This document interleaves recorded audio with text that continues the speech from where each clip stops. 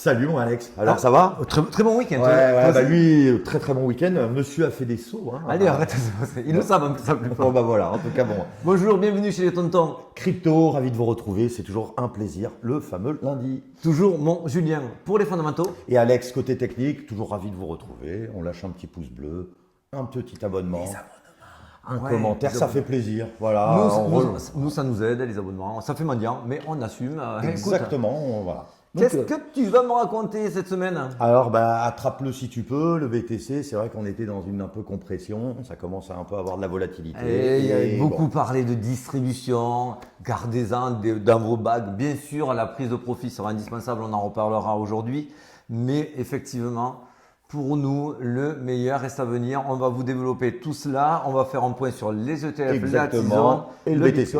Et si vous voulez nous rejoindre sur Telegram, il y a un canal pour le chat, un canal pour l'analyse, un canal privé. Celui-là, c'est pour le trading. Voilà, ceux qui sont détenteurs des comptes Blowfin. Blowfin, voilà, c'est la contrepartie qu'on demande. Mais tout est gratuit, vous le savez, chez les tontons. Et on attaque maintenant? Eh ben, c'est parti. Allez, c'est parti. Bon. Belle percée de certains jetons. On voit que Bitcoin, malgré sa dernière poussée, n'a pas pu encore entraîner toutes les altcoins comme on aurait aimé. Voilà, dominance toujours un petit peu forte, etc. Mais on a pu voir quand même un petit souffle. De belles poussées. Voilà, exactement. Notamment Ordi qu'on a donné aussi en trade sur le chat ce week-end. Alors, les news de la semaine. Alors, vite fait, l'AMF, on m'a posé la question. Bitgate. Ne vous inquiétez pas. C'est toujours des FUD classiques. Hein. KuCoin l'a eu, tout le monde l'a eu. MEX et compagnie. Il faut savoir que, même au KEX, qu'ils agitent, il faut qu'ils revendiquent un petit peu leur salaire à l'AMF. Il faut dire, on existe. Mais vous inquiétez pas, ce genre de menace-là ne peut pas faire une attaque a posteriori. Je m'explique. C'est pas parce qu'ils disent maintenant vous arrêtez tout que tous ceux qui sont, par exemple, chez Bitgate, c'est fermé, à clé et on ne peut pas récupérer ce qu'il y a dedans. Non, bien sûr, ils ne sont pas idiots, mais c'est vrai que ça peut faire peur. Certains peuvent retirer leurs fonds et on peut penser que ça peut amener une hémorragie pour laquelle Bitgate ne pourrait pas se relever. Ça aussi, je vous le dis, c'est faux parce que ce n'est pas une période en ce moment où les exchanges ont du mal à couvrir leurs pertes ni à couvrir leurs sorties. Donc, vous inquiétez pas par rapport à cela. Je ne travaille pas pour Bitgate, vous le savez, mais je suis le premier à défendre ce qui est défendable et quand c'est de la FUD, il faut le dire. On en revient quand même au principe de base. Ce que vous n'avez pas besoin sur les exchanges, ne les laissez pas. Alors aussi, on a vu qu'il y a un retrait drastique de Bitcoin des exchanges. Alors ça, on vous l'avait déjà un petit peu mentionné. Oui, et regarde, même Contribune s'est réveillé. Voilà, Contribune s'est réveillé. C'est vrai que ça faisait quelques temps qu'on en parlait. Là, le mois dernier, moins 90 000 Bitcoins sortis des exchanges.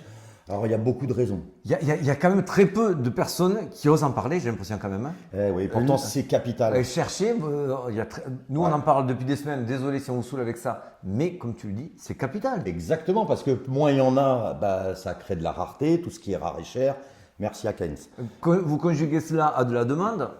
Du coup, il n'y a pas de surprise sur ce qui se passe. Exactement. Il n'y a pas de surprise sur le fait qu'on soit en avance non plus. C'est pour ça que nous, on vous le disait depuis longtemps, que pour nous, le départ du bull run sera anticipé par rapport à ce qu'on attend.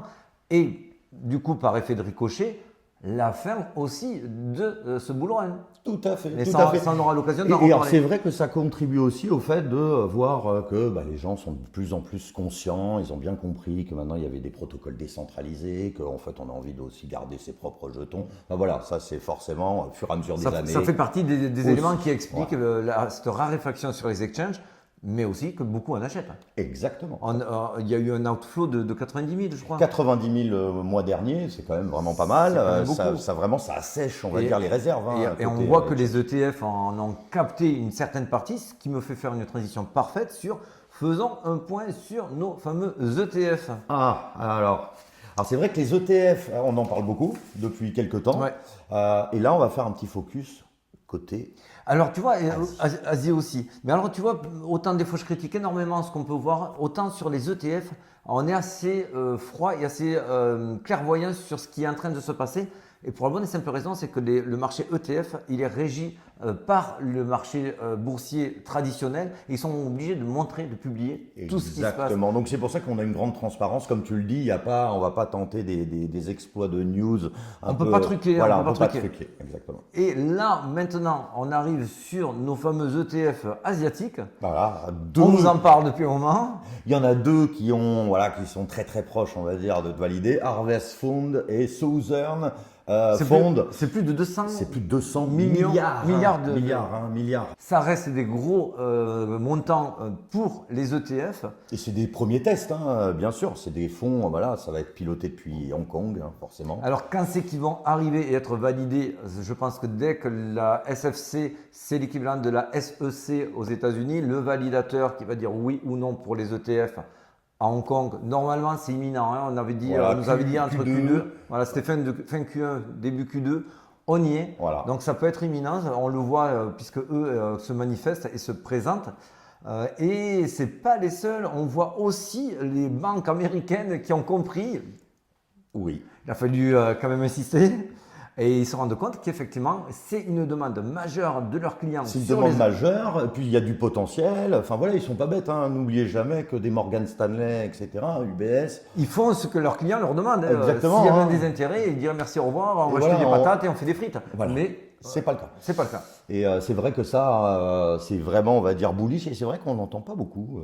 Bon, pour le moment, très bien. C'est vraiment hyper intéressant. On voit aussi, en parlant toujours de nos fameux ETF, vous savez, ce qui se passe, je vais vous le remontrer ici, c'est ce que vous avez en violet sur la partie basse, c'est ce qui vous tire le prix du Bitcoin vers le bas parce que c'est ce que vend Grayscale. Voilà, les outflows de Grayscale, il y en a encore beaucoup, hein, je crois que c'était dans les 21 milliards. Par exemple, vous voyez tout ce que vous avez en violet en dessous de la ligne médiane, si tout ça c'était à zéro ou si c'était au-dessus, on aurait un Bitcoin totalement explosé to the moon.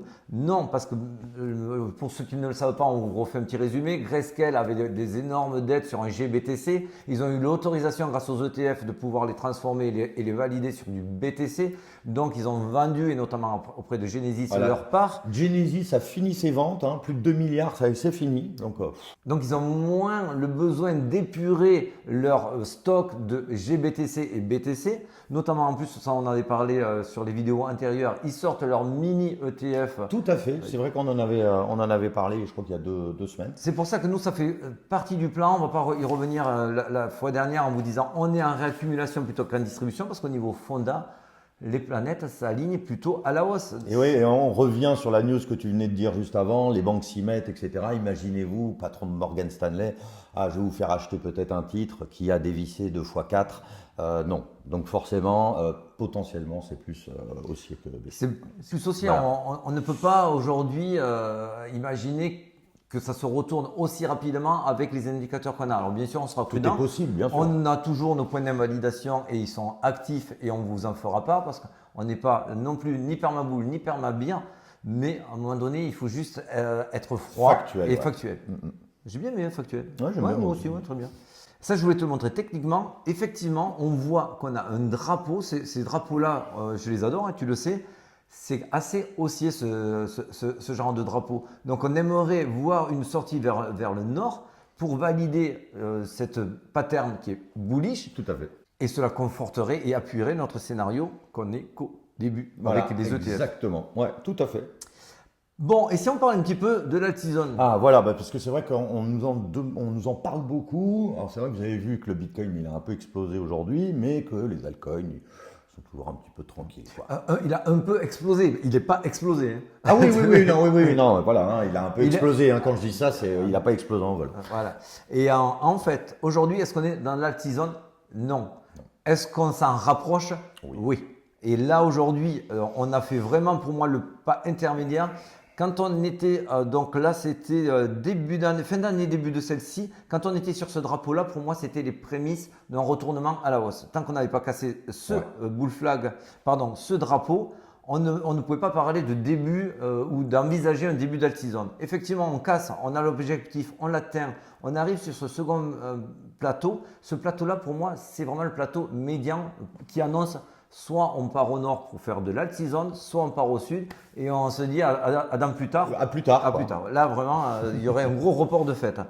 Effectivement, donc voilà, moi j'attends très prochainement qu'on casse ce bull flag au nord. Donc il risque d'y avoir en gros de la volatilité, puisque le principe, on va dire, du triangle, ça compresse, et il se passe...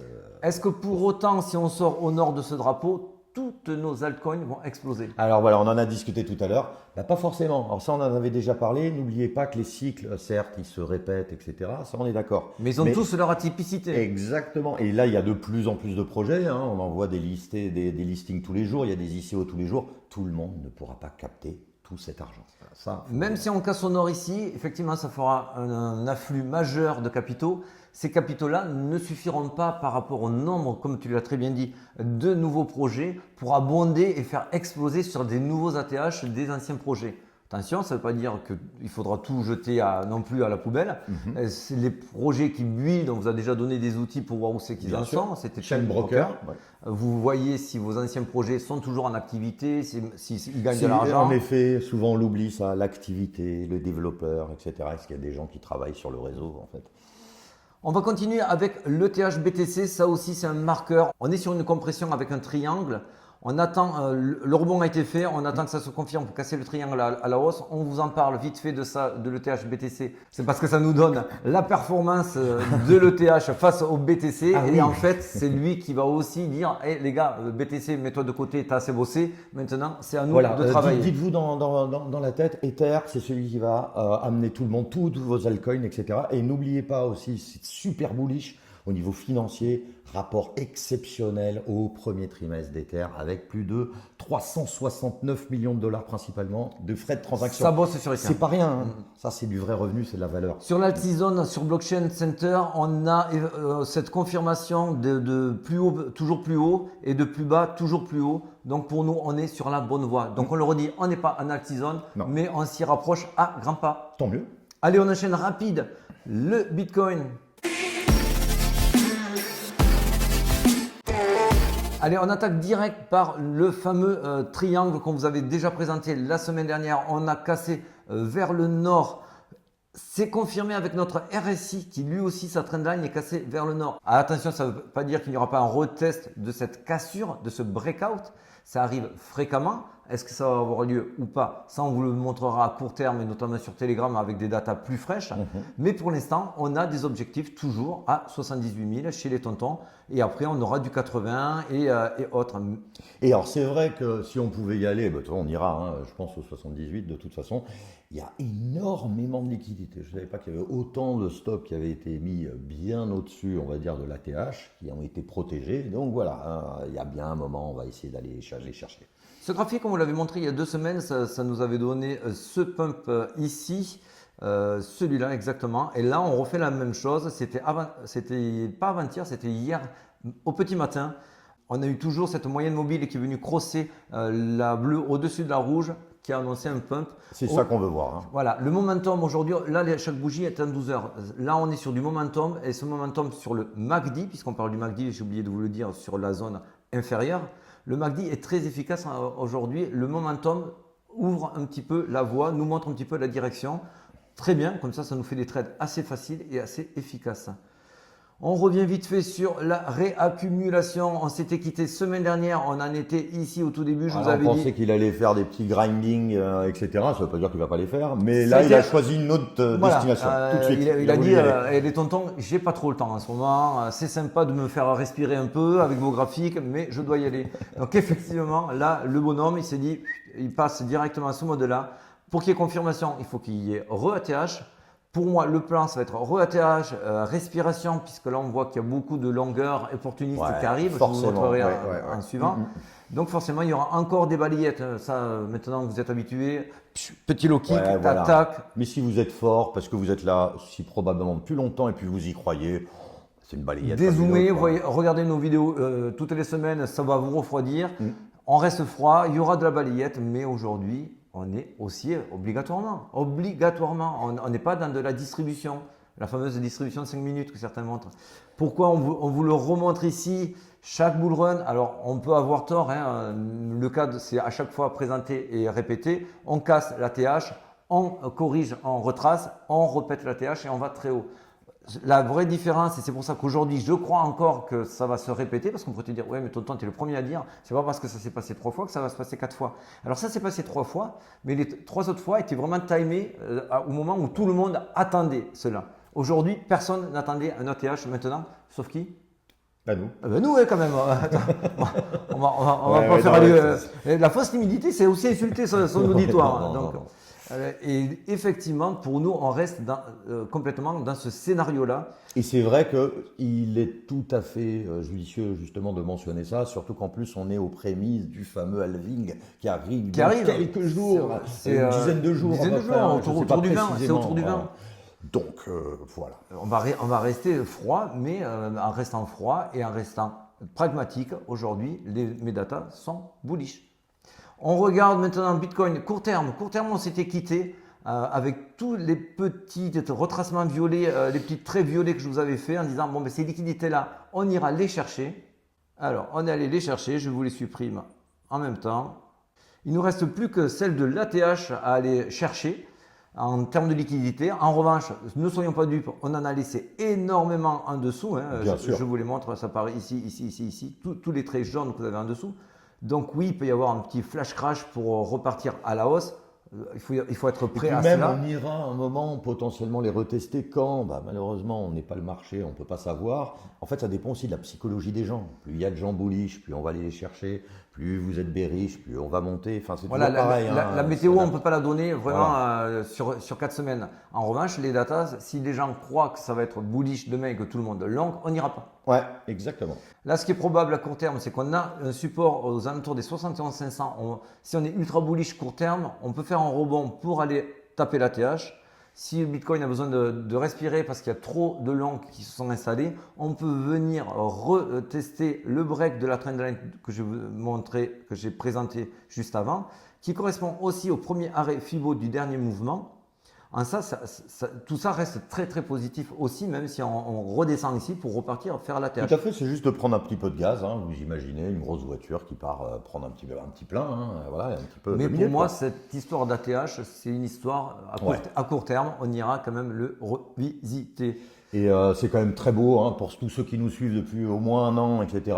Souvenez-vous, on n'était pas beaucoup à parler quand on était à 16 000. Ah ouais. Là, on est quand même, là, je regardais, on est à 72. Et annoncer que le bull run serait avant le halving, on n'était pas très nombreux à l'annoncer. Bon, en tout cas, si on fait un petit peu d'order flow, oui, ça peut commencer peut-être à faire un petit peu peur.